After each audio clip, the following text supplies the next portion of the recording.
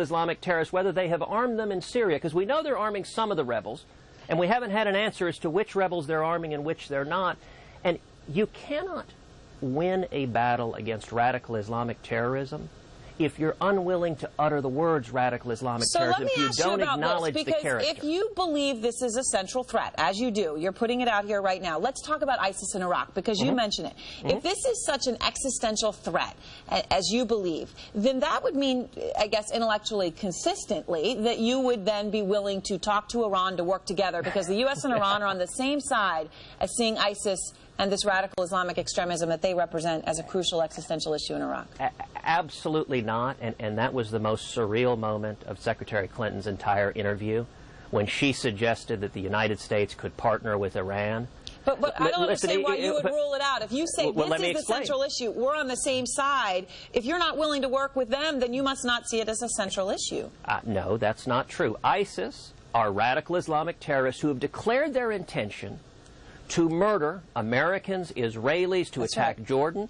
They are enemies. But the regime in Iran is an enemy as well. They refer to Israel as the little Satan and America as the great Satan. And this goes back, what was astonishing is on a 20, 30-minute discussion of foreign policy, Secretary Clinton did not once mention the gravest national security threat in the world to the United States, which is the threat of the nation of Iran acquiring nuclear weapons capability. That's a stunning omission. So the idea... And that is a fair question, the Iranian nuclear issue. But I want to just understand, you're saying that even though Iran and the U.S. may agree on ISIS, and ISIS is such a huge threat, that is still not enough for you to at least have a conversation with Iran. Like, for example, not just Hillary Clinton, Lindsey Graham said that he would do. Under no circumstances should we be partnering with Iran. Listen, I agree with Israel's Prime Minister Benjamin Netanyahu that the current deal that the Obama administration is negotiating with Iran is a very, very bad deal. It is an historic mistake. And the reason they're making the mistake, the person leading the negotiations is a negotiator named Wendy Sherman. She is an old Clinton hand.